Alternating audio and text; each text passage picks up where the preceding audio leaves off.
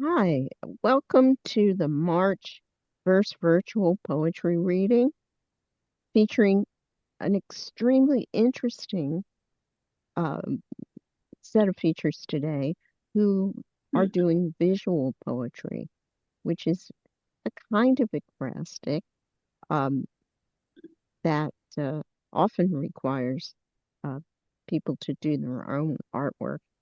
So these are people, multi-talented people with something new to share, relatively new to share to us. So we're going to start with Judy Kleinberg, and I'll introduce her as soon as I find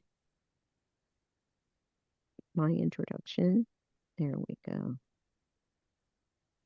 Judy Kleinberg is an artist, a poet, and a mostly retired freelance copywriter.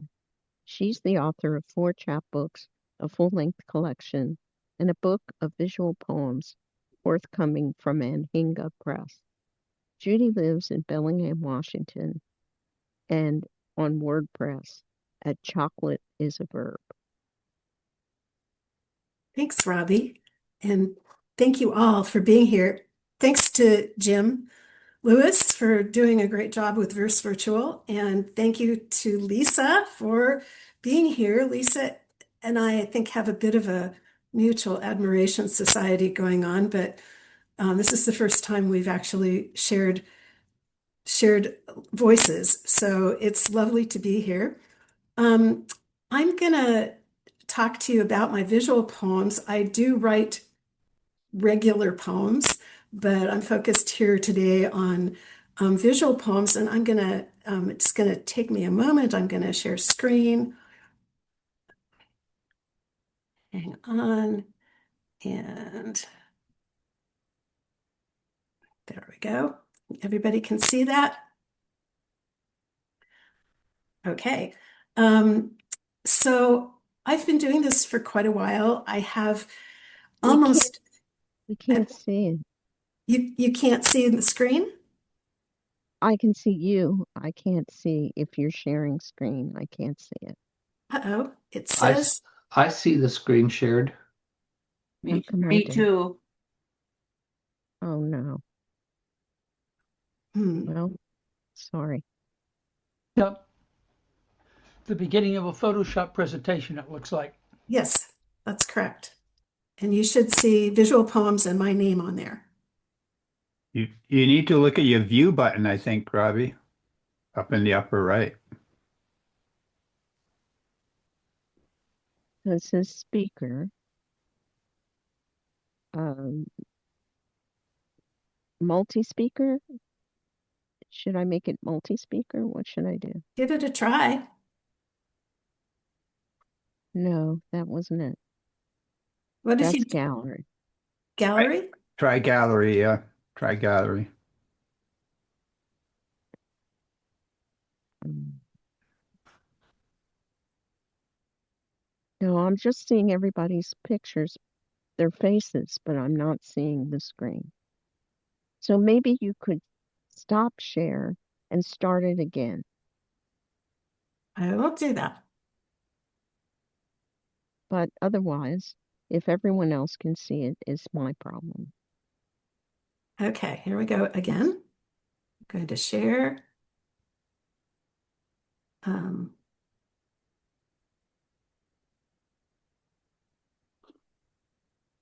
There you go. oh, okay, good. Okay, here we go.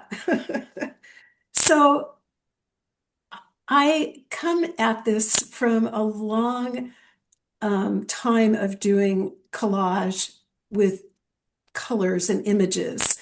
And as I was collecting materials out of magazines, I started to notice that words stacked up on the page in ways that were totally unintended. And they were surprising, they were amusing, they're fun, um, provocative. And so I started collecting those little fragments. And then I started noticing that they might talk to each other. And so I've been doing this for quite a while. And I'm going to show you just start let's see how I can do this, if it will let me go to the next slide. Hello, there it is. So here's one. This is, I'm going to read it to you. I was a Rothko painting, a floating door, a square of shade, a teasing veil of dream, green restraint, transformative blue, still I am art.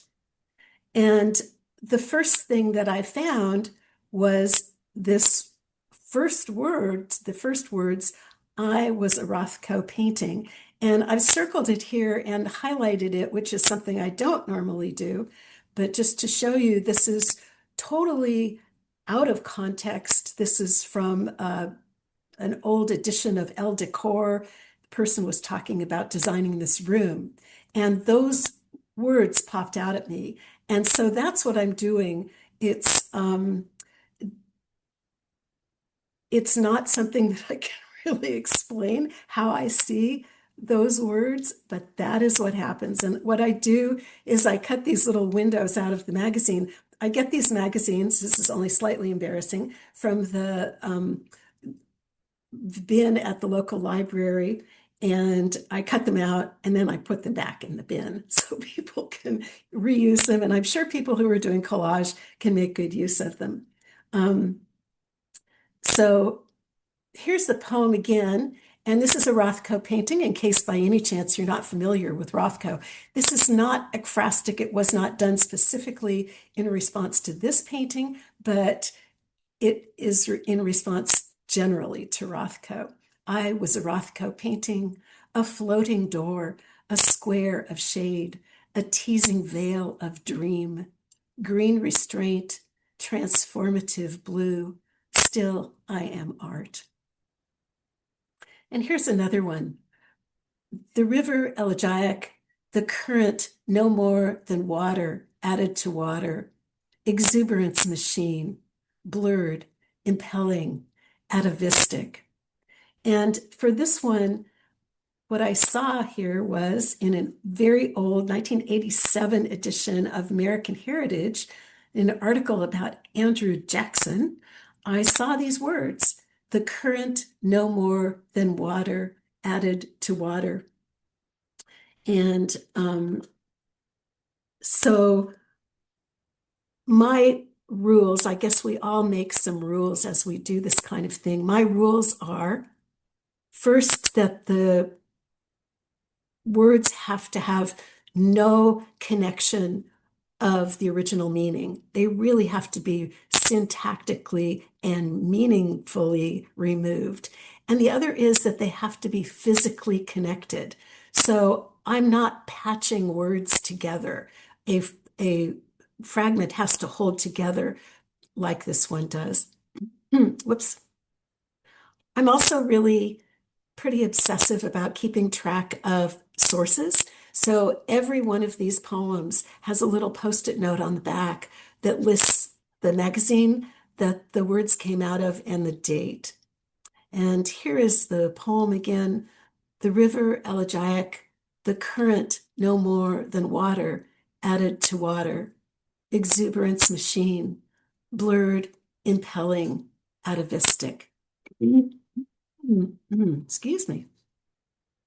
And here's my desk. This is where it all goes on. Typically, I do not set out to make a poem. I am browsing through magazines. I look for phrases. I find words that are interesting to me. And sometimes they'll land right on the top of the table. And I look around to see if there are other words they go with. And sometimes they just go into storage. So what I have here is all of these little drawers are by topic. And there are lots and lots of topics that are recurring: birds, the moon. I have a little bit of a moon problem. Love, light, those things keep coming back. And so I stash them away. And then I'll often find a bunch of words and it will remind me that I have something else that might go with it. There's a lot of shuffling that goes on in making these. So this one is a little meta poem. This paper life, contemplating found sandwiches, just hand and time to capture words. So that's, I guess, what I'm doing. Making found sandwiches. Embrace the tapestry that you're in, the linen land, velvety pastures, light, a silk scarf, warp of the universe in your hand. And you can see, you may be able to see that as I'm looking at these words, I'm reading across columns and across paragraph breaks. And sometimes those are actually incorporated into the poem, is those column breaks and paragraph breaks. So the next one is a little irreverent.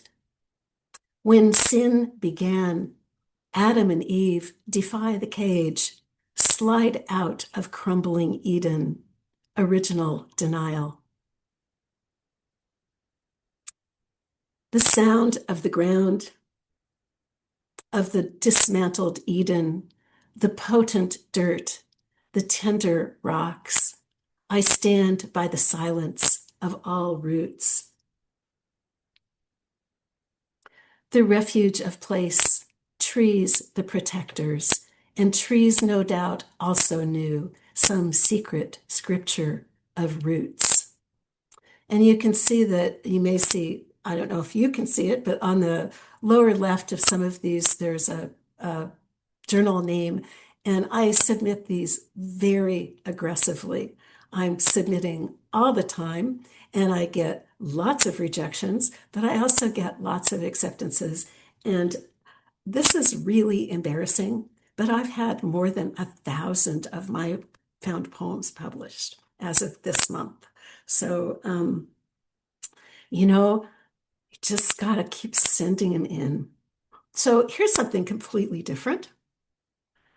This is not necessarily a poem, but it is visual and it is made with words. And I do these, I typically do one a year, sometimes around the holidays. And at the bottom, it says, "May your heart be full, your gifts many." And these are all words that seem like they express something positive, and it's made completely with words. So here are a few more poems. We could hear Violet, listened to visions, hand movement, a gathering of music, the poetic instance, fragrant to the eye. Oh, for those of you who are synesthetes, this is that mixing of senses, which is very alluring. How does the violin listen? Memory, the echo left behind in your heart.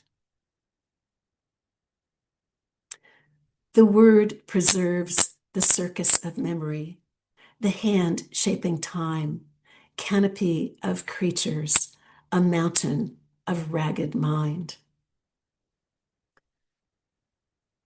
So I view this sort of like I'm building a rock wall, and I'm finding these pieces one at a time, and they really have to fit together. So this one is an Emily poem. That evening, I had Emily talk of this intimate applause, her hand remembering her version of the tender rose. And this is a poem from a chapbook called Desire's Authority, which is part of the Ravenna Press triple series, where they take 3 chapbooks and bind them together. They do a beautiful job. And mine, Desire's Authority, are all found poems that were inspired by Emily Dickinson. So I'll read you another one. And that's the book cover. Understanding Desire's Authority. Emily Dickinson felt faint. She wanted the poems to build possibility in those who touch.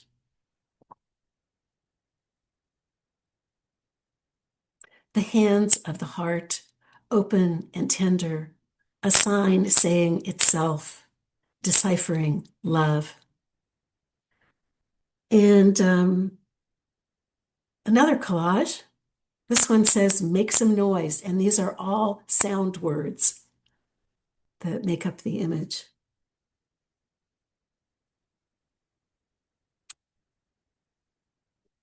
Pray like the moon, slow and tender. Breathe on the shadows, hand in sea, joy light, cool and round. So I guess we're told as poets that we should not write so many moon poems, but I'm sorry, I just have to write these moon poems. Moon, getting on with it, fangled the night, a good flashlight. This one is a little more abstract, moonset. Compare the curve, marble touches polka dot, the horizon luring, this compass of light. The long eclipse, the small swerve, the sense of curvilinear space, the moon, a grotesque apple, the reflection of night in your eye. And let's see, there's another one, another moon poem. Moonrider, the lake shoulders light from the earth. Fascinated, the birds watch while the wings whisper pangs of summer. To be not simply the machine, but a wave of awe, the hummingbird and the apple, the same green fire. I have lots of hummingbird poems.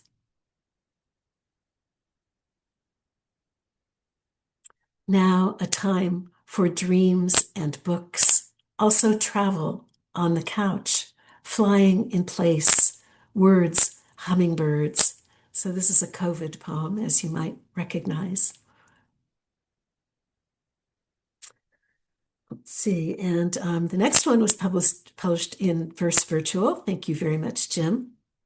We have to gravitate from behind reality, just poets found with the hummingbird at the wedding of the Sphinx.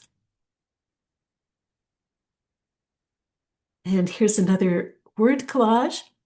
This one, the letters are each made up of words that start with that letter. So, hope, obviously.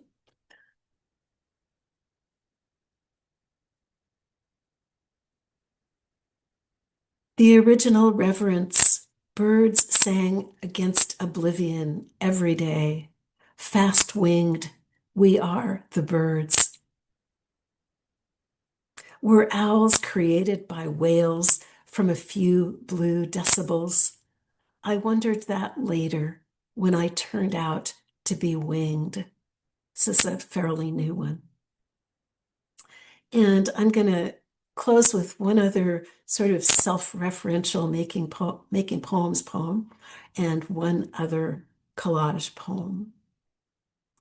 I see into type, I see syllables, I feel words, writing myself, ink happens to me, conjuring pleasure.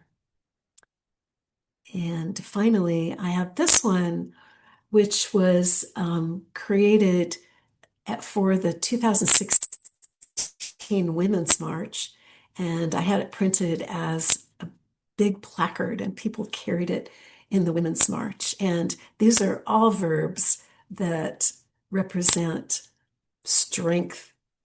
So I thank you very much. That is all I have to say today, and I'm going to stop sharing.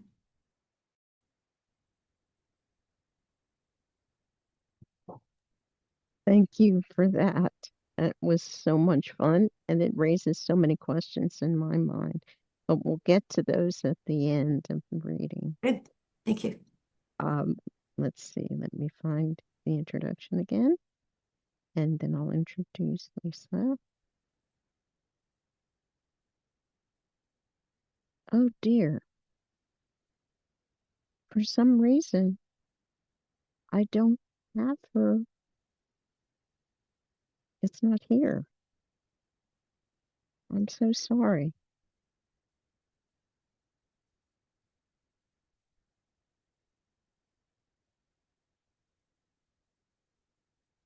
I don't have her introduction here. That's never happened before. Well, make new mistakes. That's my rule. Unfortunately, I've made a new one. I think that happened because you originally had a different reader scheduled, so I can try again to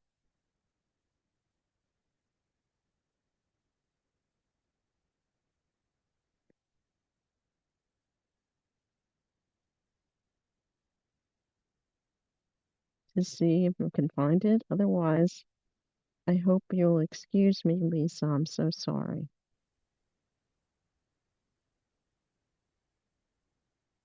No, I can't go on my email because that's what shut me down the last time. So I don't dare start borrowing trouble by going back on my email to look for it. Please excuse me, Lisa.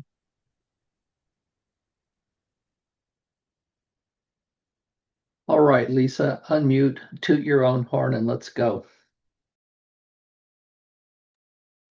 Can you hear me? Okay. Um, it's kind of lovely to walk into the room as a stranger. So it's totally okay, Robbi. I'm really honored to be here.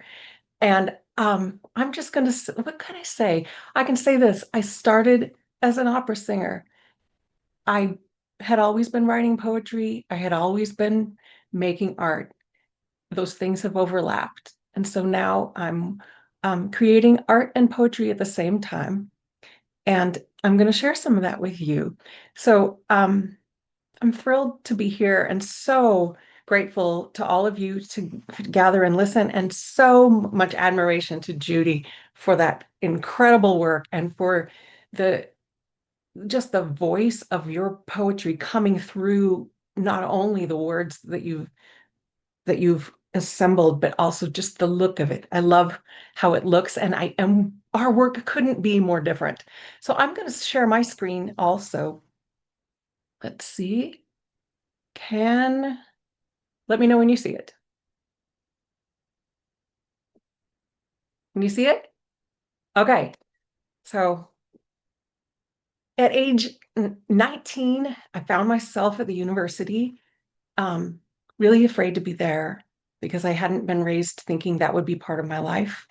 Um, and in a library, a religious library adjacent to the university, I found a book by a woman who shared my religious background called Fascinating Womanhood. And it was a horrible, horrible, insulting book that was basically a gospel of self-limitation. And at age 19, I penciled a little retort inside the front cover, and I put it back on the shelf and walked away and lived a life that was complicated by all the things that I kind of felt thrumming in that book. Self-limitation, the role that was in conflict with the life I felt called to, a life that I would have chosen. So then years later, a paperback copy of that book showed up in a thrift shop, and I bought it thinking I'd burn it. I couldn't burn it because it would do nothing to the content of the book. I would just destroy one copy. So I always thought I'll do something with this. And in 2020, I began to transform it. And at first, it was a rebuttal. At first, I wanted to make the book refute itself. And then over time, it's just become something so much more. It's become the arena where I confront myself and where I confront self-limitation in myself, and where I am learning to claim agency. So I'm going to share this work, just a sampling of this work with you. You will find all of the words are remaining on their original places on the page, but I've altered it with white ink, graphite, and collage. And because the book did not volunteer poetry for me, I've had to devise techniques that you'll find yourself winding around. Please follow my little cursor and we'll read. Here we go. Oh, come on. Okay, there we go. Eve, 1, felt trapped. 2, climbed out of the bathroom window and disappeared. 3 was gone for 3 days. 4 was found. 5 had no intention of returning home at all. 6 returned home. 7 burst into tears. 8 tried to reform. 9 secretly became the minister of a new religion with a congregation of 1.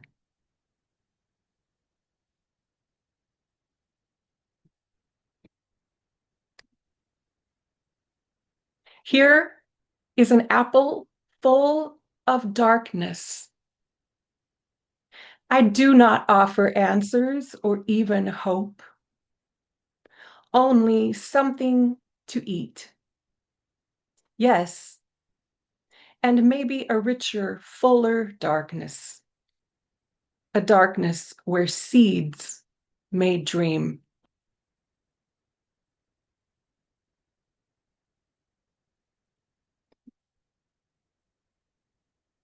Curiosity is a single secret apple growing on the wrong tree. The fruit itself forever out of reach. The mind an apple forever invisible to itself. Oops, I'm seeing that I made a mistake here. Okay, let's see if I can move the bar of all these faces. Okay, I can do it. How can a half-remembered dream glide into the following day as if dreaming were a shuttle and the day a great invisible loom? And you'll find in many of them that ghost words lurk deep in the almost gone text. Those matter too, but they're never spoken, only thought. In my dream, the moth can never quite find the open window and soon becomes madly infatuated with the window itself, quivering against the glorious diamond panes. And then I am sent upstairs in my old house, where I will always remain a child. It was so sweet in my mouth. I was afraid. Was it even mine to eat? Would I die by it?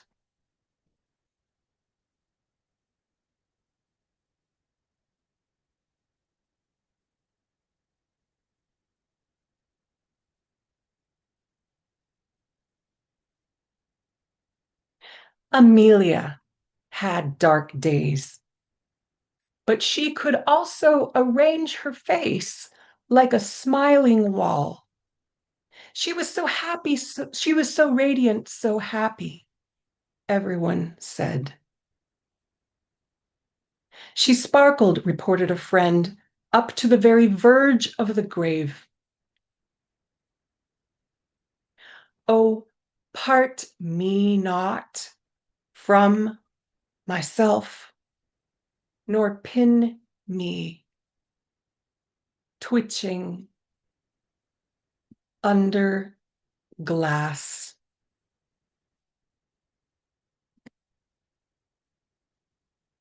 Deep in the deepest center of dreams, Mira hears something. A great presence singing, Mira, Mira, lonely Mira. What do you notice? What do you love? She measures her own peace against the warm rush, heavy in her hands, weighing the wind. How much could it lift?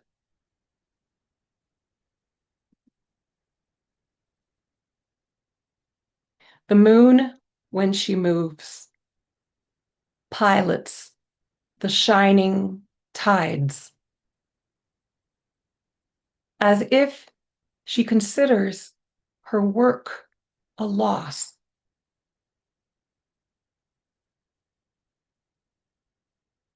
In a shining dress, glass ground the beach.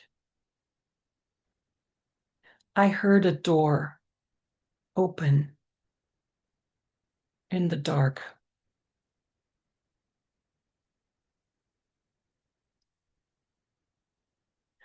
Oh, the mind. Oh, school of burdens. Oh, house of contention. Oh, dome of worry. Oh, hole for problems. Oh, church of unrest. Oh, failed business. Wrong all this time, and still my only hope.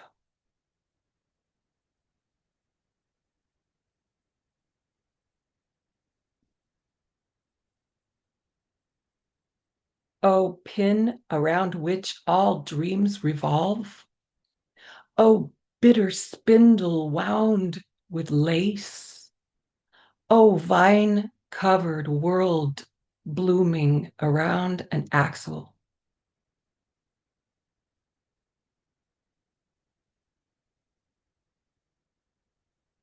Desire is the white light passing through marble almost like lace.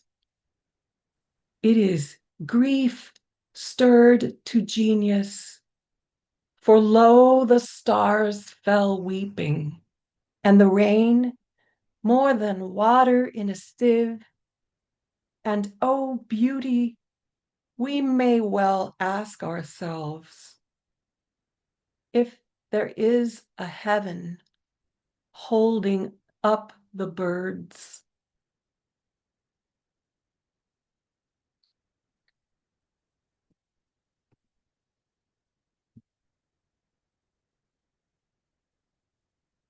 In light of innocent need,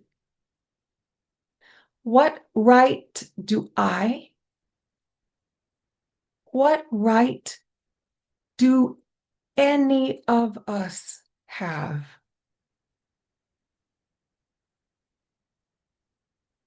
to claim anything at all for ourselves?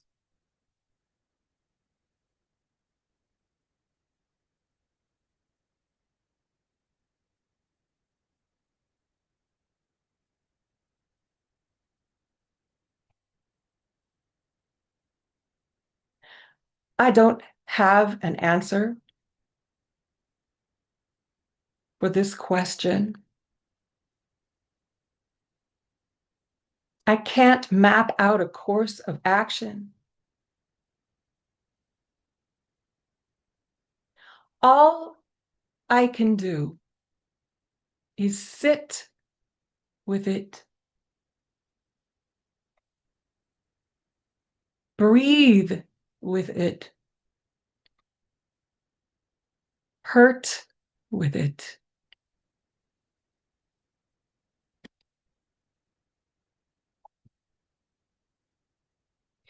If I could only lose everything in this book, if I could only dissolve all my want and sorrow and music in the night of it,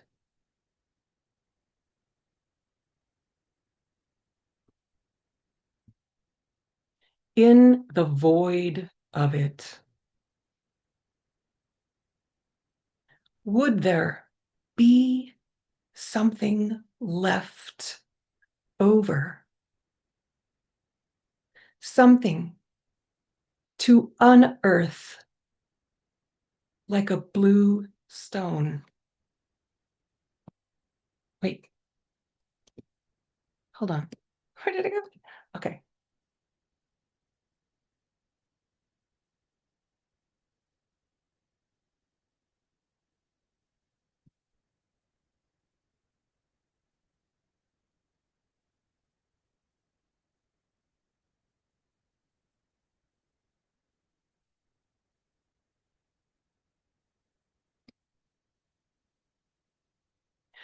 Ah, the violet motion of shadows before you have time to think what is causing them.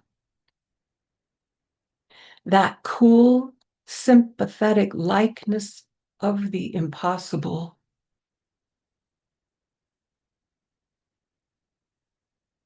Shifting.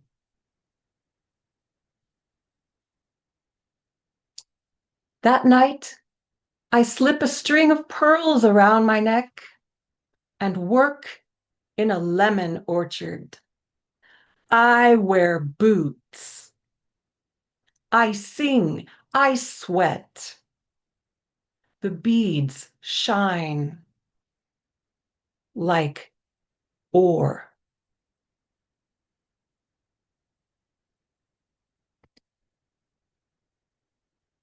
Practice this art.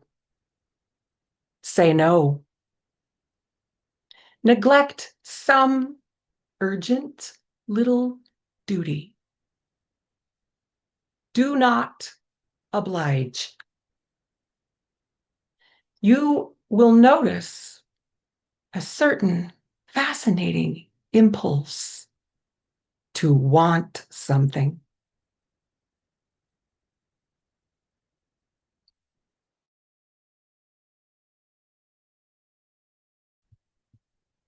If we have it in us to care, to think, to want, to thrive, to move, to feel like this, how on earth can we do anything less?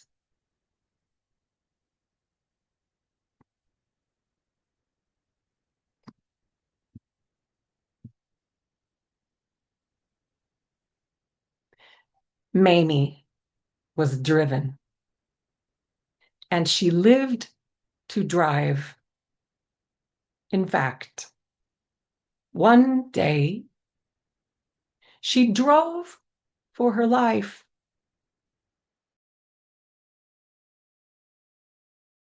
There's nothing left but Mamie.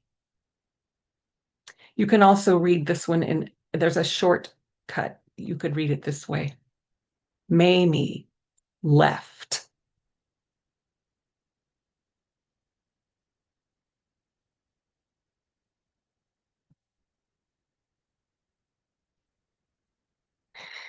I'm looking at my time.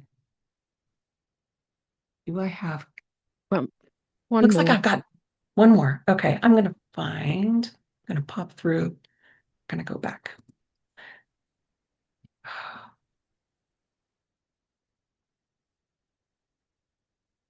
Hold on. Okay, it looks like I've stopped sharing screen. I just will say thank you for going on that little journey with me. I want to say about what we call found text poetry or found poetry. I want to remind you of Mary Ruefle. And please find her video on YouTube and listen to her talk about what she does with erasure. She says it's not found poetry. She writes her poems. It's a way of writing. For me, this method is like wearing a straitjacket and proving that I can find motion even while wearing that straitjacket. We all invent the way we do it. Mary Ruefle said this about how she does it. She stares at a piece of text, the page of text, and she waits.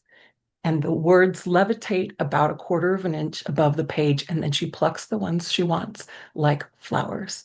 So there are a million ways we do it. And if you do it, you will have to invent your own way. And that has been as remarkable and rewarding to me as any of the pieces I've found, just finding how. And the work itself showed me. So I wish that for all of you in whatever you're writing, that the work will show you.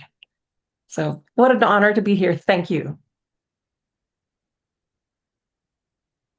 Thank you so much. That was a fascinating double feature, fascinating in all different ways and in similar ways. If you were in that round robin, I'm sure you'd have a lot to say to each other, the one I talked about at the beginning. I have questions, but I'll hold them till the end of the reading, and you answered some of them. If meanwhile, if you have any links to your chapbooks or whatever, please put them because in the chat because I could not find them. They're substantial chunks of publication. And Judy has already done that and sent a link to Jim, and I have posted it in the chat earlier on. So you can look for it up there. I added And now a link to my website. You can find Oh, lots of I different could things. not find your website, so thank you so much. If you can, yeah, you It's in the put it chat. in there. Thank you very much. I'm not doing too well, and now Zoom does not want to allow me to search on the internet while I am Zooming, or it will punish me. So I don't want that to happen for everyone else's sake. To get thrown off the way I did on Wednesday. And if you can find a link to Mary Ruefle's article or YouTube, I went to graduate school with her my first pass through at a Hollins college. That was a long time ago. She wasn't doing that work then, as far as I know, but she always had an original mind. Okay, first on our list, and I can add 3 more to our open mic list, which is 2 poems or 5 minutes, whichever comes first. So anyone who isn't already on the list, if you want to be, I would like to know. So speak up. Okay. Then Mary McCarthy, you're first. I just want to say that with both the features, that very fascinating is the word that came to my mind right away. The process is just amazing, and how it can be so loaded with meaning. You know, it's so evocative. Um, Very wonderful, wonderful work. Okay, this first one's called No Sweet Dream. This nightmare, like ECT before the anesthetic, on the last edge of ice before the blank forever, when the drug comes down like a steel door and there's no more motion, even that involuntary bellows of the lungs stop dead mid-flutter, and there is no air left to scream, no way to move even the smallest muscle, to twist or kick or punch a way out of the strangle no one can breathe you out of, this half sleep, a prison no bigger than your skin, no wider than your mind, inviolate, unreachable, able to hear the world go on in conversation, the sound of unfamiliar voices pooling in dark swirls, a black shadow dense threat of the man waiting in the corner where he always said he'd find you, stopped, unable to wake or sink deeper into sleep, past this nightmare paralysis. No one can see, no one can lift until the mind winks out and is gone, erased, in the cruel embrace of the electric dance they said would save you. And another, without parole. I could never see much point in any road you showed me. Always found my left foot stuck, tripped up by the holes, dug without rhyme or order, always just where I wanted to go. There was that one spiral staircase to climb, a daily challenge that left me too dizzy to speak, wishing only to find an off ramp that didn't lead to havoc, ending up locked up one more time somewhere they said was a good place, but seemed like jail to me. The only comfort in the dark, Mama's voice telling me it would all be done someday, though it seemed such a thick and twisted maze, full of nightmare echoes, and my teeth like bars, like tombstones, keep my tongue tied down tame, almost undetectable, like the universal hum of radiation left after that first Big Bang. Thank you. Wow. Thank you so much, Mary. Those are some gut punches there.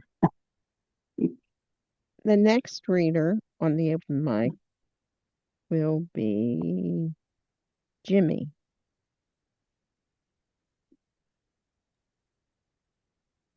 Thank Still you. there, Jimmy? Yep, I am. First is invitation. I have just picked black raspberries in the rain. I pop them in my mouth right off the branches and let the small water droplets dissolve on my tongue. Now I have made pancakes with all organic ingredients, fresh eggs and non-fat milk from a local farmer, cinnamon, cloves, vanilla, nutmeg, and ginger. Blueberries I picked myself, peach applesauce from Vermont. I top them off with maple syrup that is so expensive I am the only one allowed to pour it so as not to waste any. We can sprinkle black raspberries over it all. Take a seat. I have a plate for each of you. Should put that on your bucket list. Go to Jimmy's and have pancakes. Next is the wake-up call. When it was time to wake me up to go fishing, he stood at the end of the bed and held my foot in his hands as if it were a piece of crystal, the way he must have done when I was a baby. But I was too tired to wake up and too young to understand how much he needed me to be his son. And final one is the burial of Hamlet. We buried Hamlet with all the adornments of a prince of hamsters, acorns and flowers, pine cones and pebbles, twigs in mystical shapes, and covered it all with a high mound of dirt.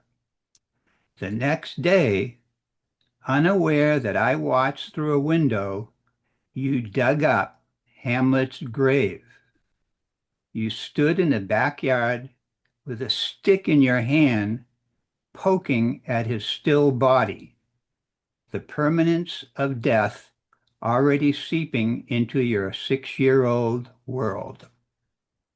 Thank you.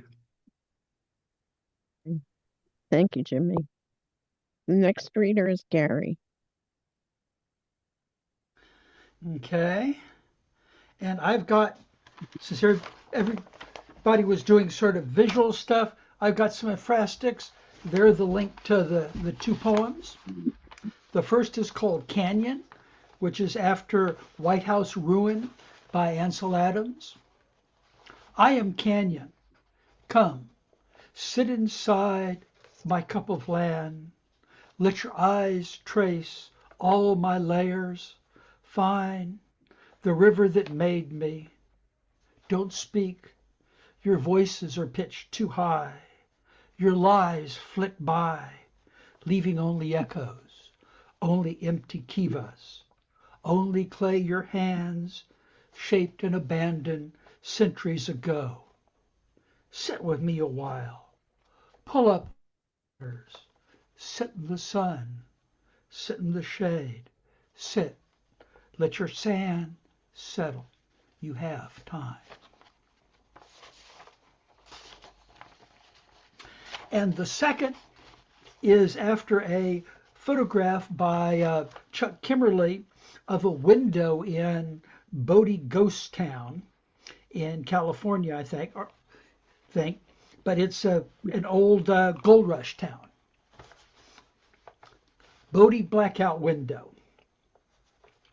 Making a ghost town a state historic park with a museum does not let ghosts gather any ectoplasm, bring back the gold rush, fill bars and bedrooms with thirsty and hungry miners and dancing girls, pianos and laughter.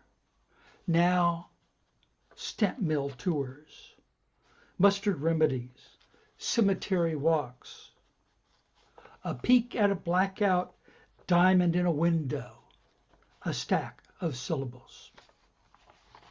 Thank you. Oh, I wish you had that picture. If you can find a link to it, you can put it in the chat. I posted links in the chat before I began, Ah, or just as I okay. began.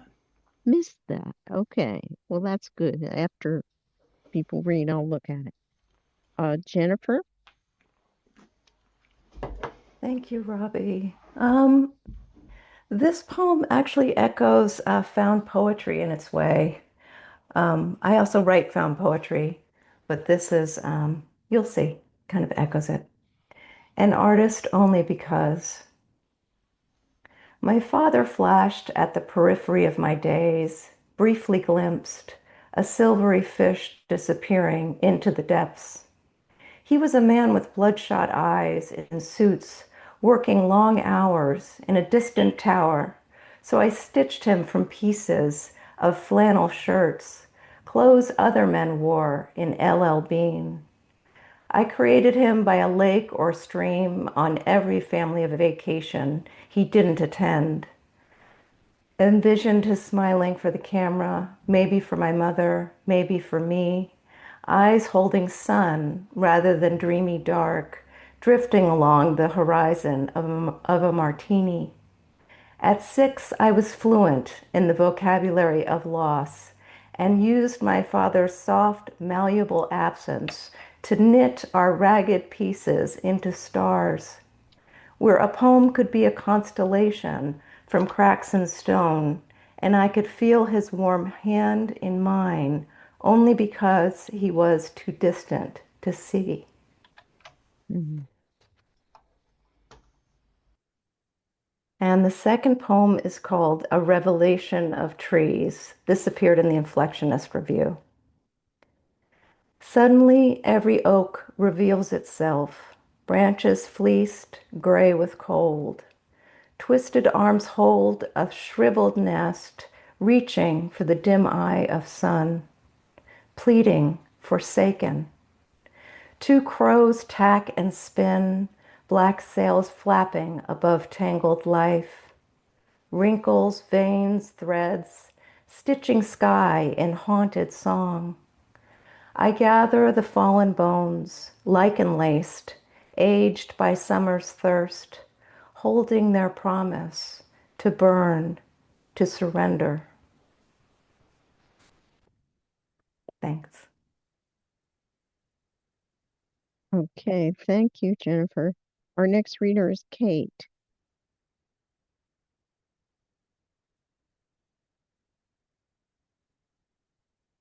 You're still muted, Kate. Oh, all these buttons to push. Hello. Thank you. I grew up in the New York area and traveling through there as a child growing up since my grandmother and my grandfather, the oldest of 12 brothers and 2 sisters. It was a fascinating time to grow up.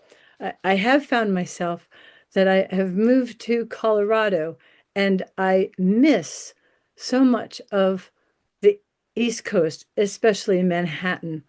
And I would like to hold up a picture. I don't know if it will show anywhere. Does anybody see this? I think it would be a better Hold it idea if you higher. have it on your computer to share it, Higher? sharing your Right screen. there. There, you see it? Well, yeah. Okay, wonderful. So this is a wonderful Sunday gospel at Maxwell Street, excuse me, after Bob Coriatti's photography circa 1960s, a true Chicago phenomenon.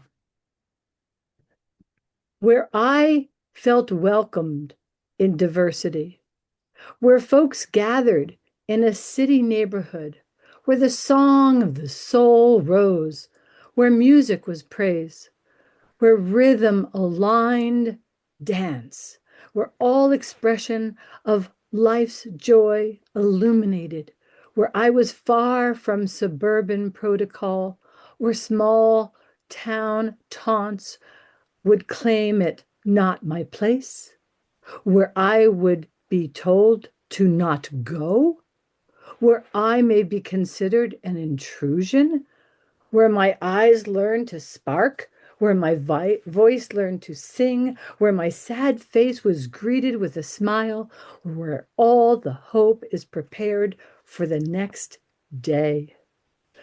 The poets weave the fabric art, uniting friendship, forming unity. I tried to cross the barrier of black and white, and my family said, "Hold on, hold Kathy. Where is she going?"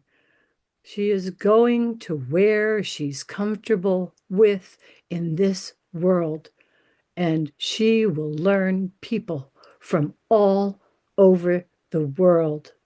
It wasn't until I was a tad older, about mid-20s, and I had started a business that would bring me back to New York City.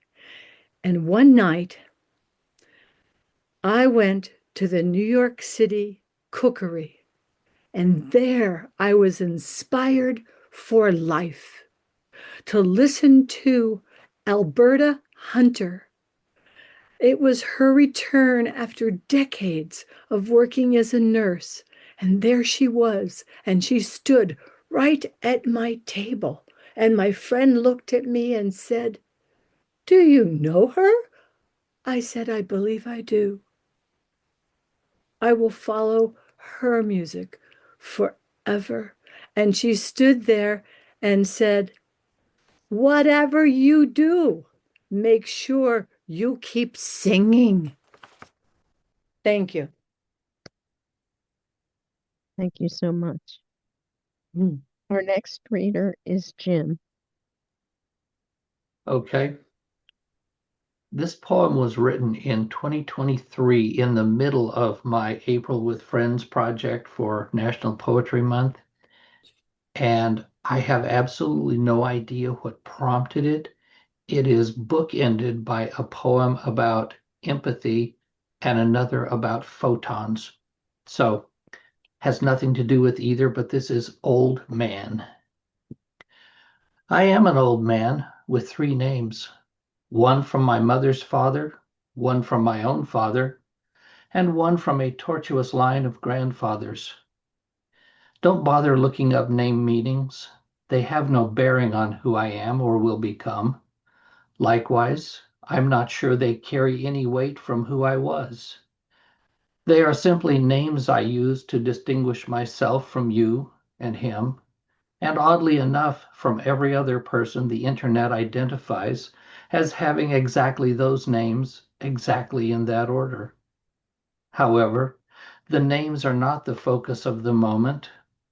Let's focus on the admission that I am an old man who knows what he wants and who knows equally that he will never have it.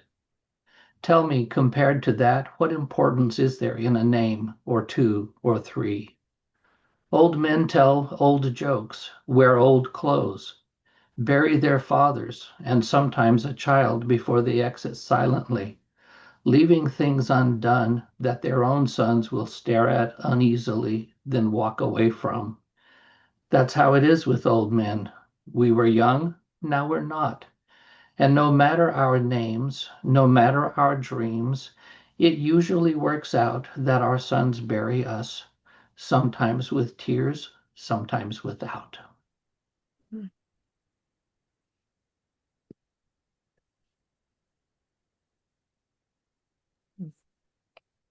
That was terrific. That it? That's it. Just one for today. Okay.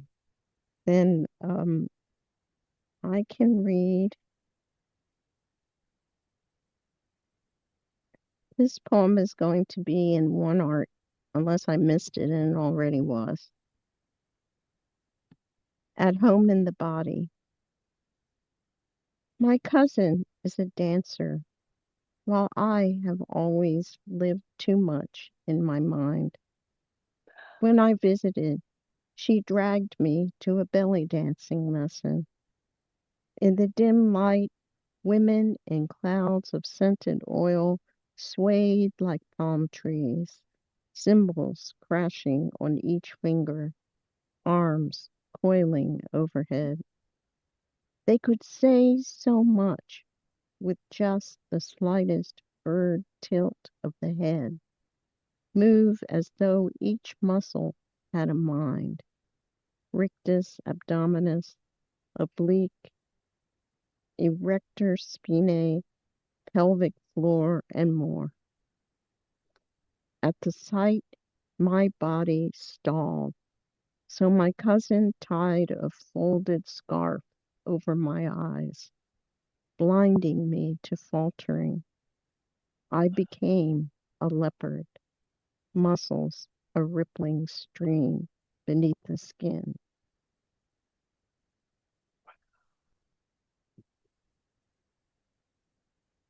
And here is, it might be a little long, I'm sorry.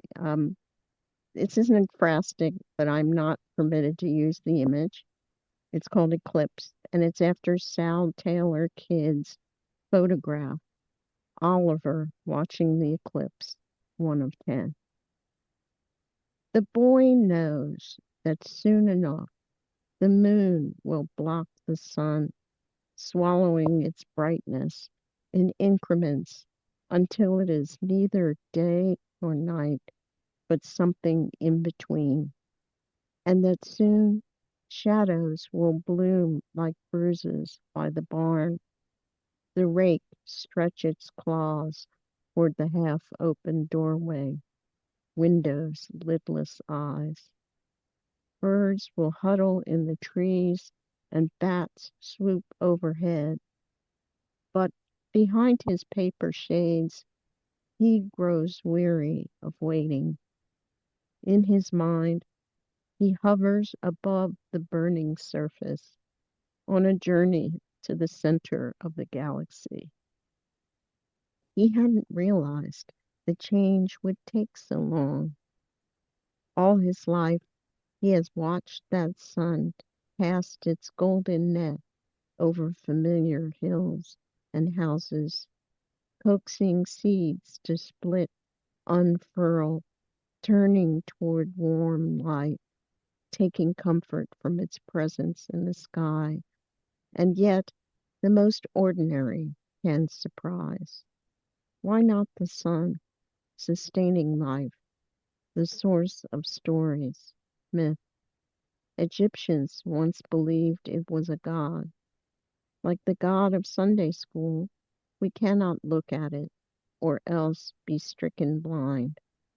So when the false night falls, he fears that it will never rise again, although he knows better, that elsewhere there are suns more powerful and brighter. Yet we prefer the one we have, just warm enough to make things grow, more than sufficient to our needs. Thank you.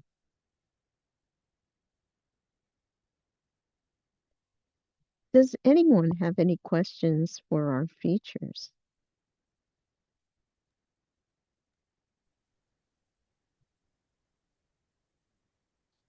I have a question for Judy.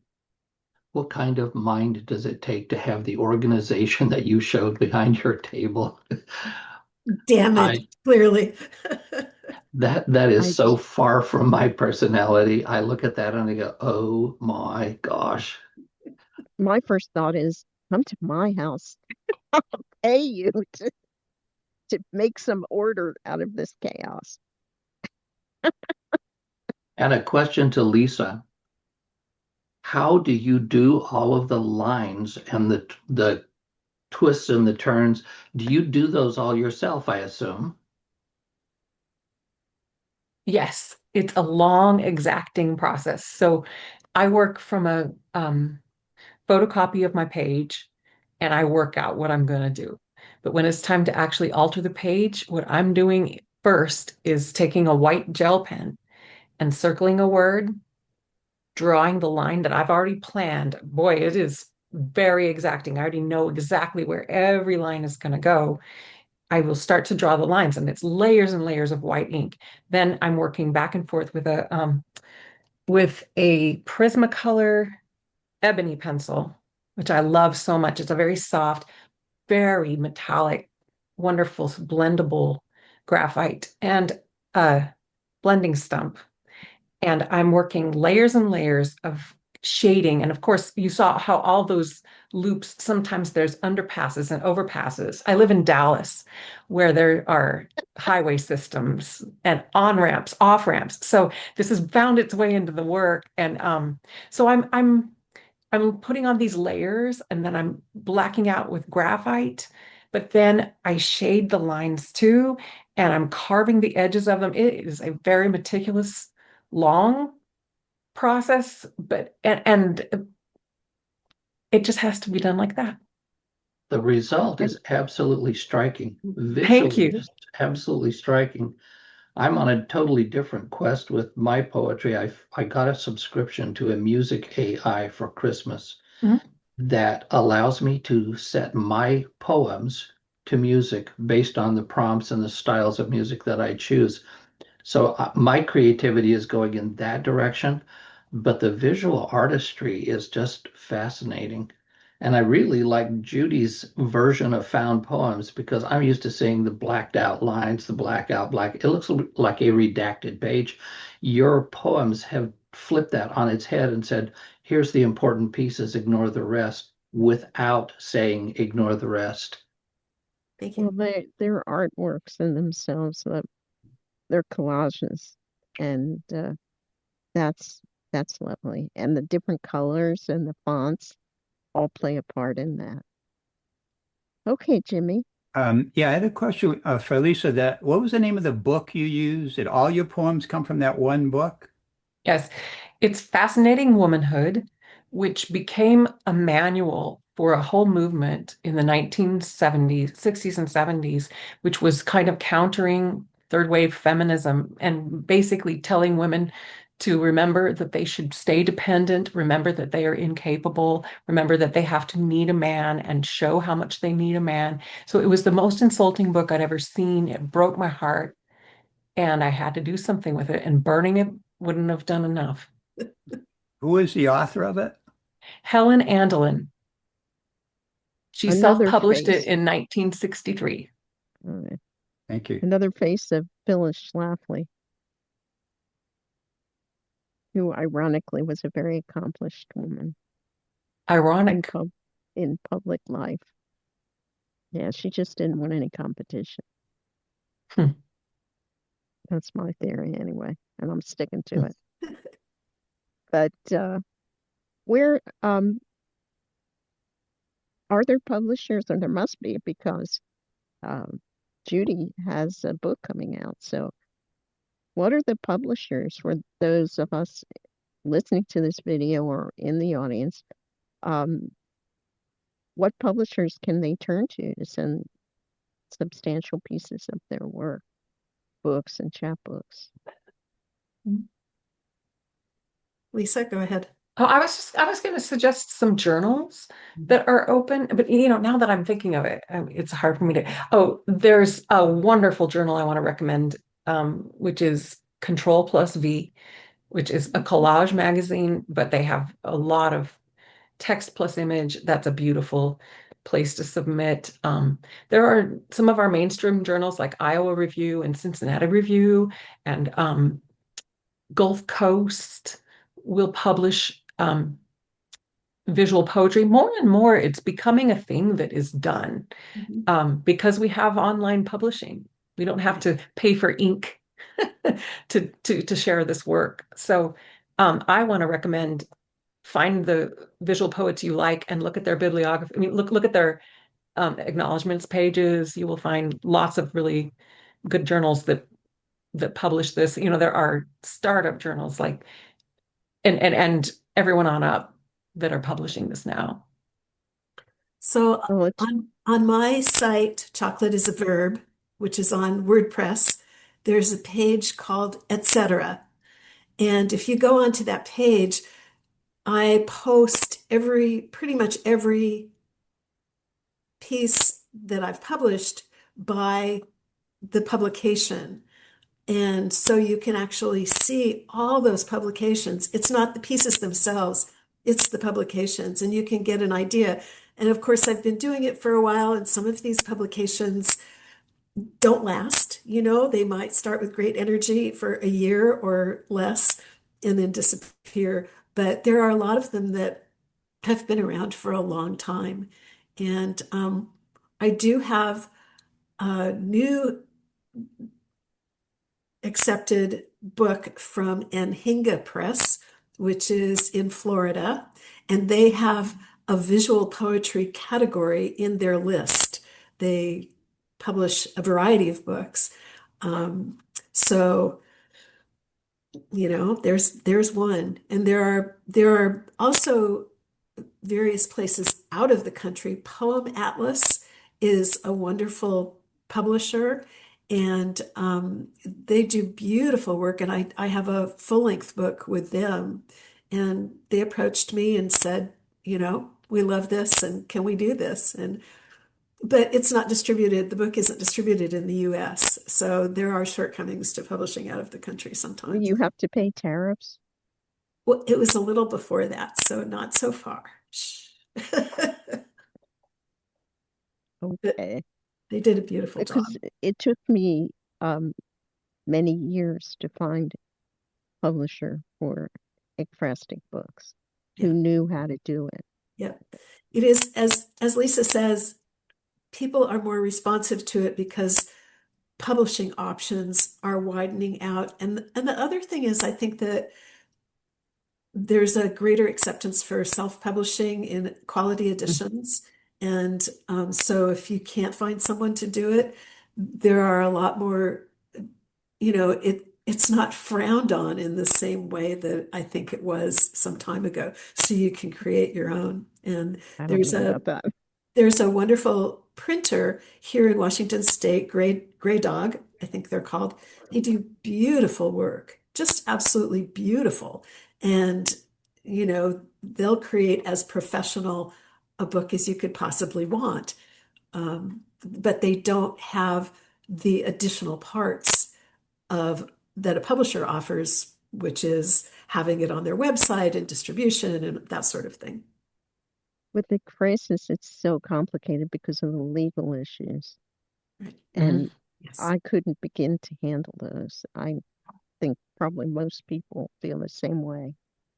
So, yeah. So, Lisa, the background images in your pieces, where do they The come the from? collage. Yeah, where do you get those? Okay, so So I have go on. Judy talked a little bit about cutting pieces out of magazines, and I know other collage artists who do that. Do you do that too, or do you use photographs? I have a whole collection of paper ephemera and a whole demolition library of books that I cut. And so all the pieces that look like there's a background image, what that is a mask. So what I will do is create the piece as though it's not going to have any images. And then I use tracing paper and I create a mat, like I trace it all there, and then I cut with an X-Acto knife all the holes. It's a lot of fiddly work. But the idea is to make it look as though the words are floating on top, but really they're underneath a mask. So really the page is always intact. One of my rules is so interesting because Judy is ripping and cutting. She's ripping pieces out. That's the one thing I'm not allowed to do. I cannot remove any word from its place on the page. There was one piece where I cut and folded a tab so that a word from the opposite side could appear. That was stretching my rule.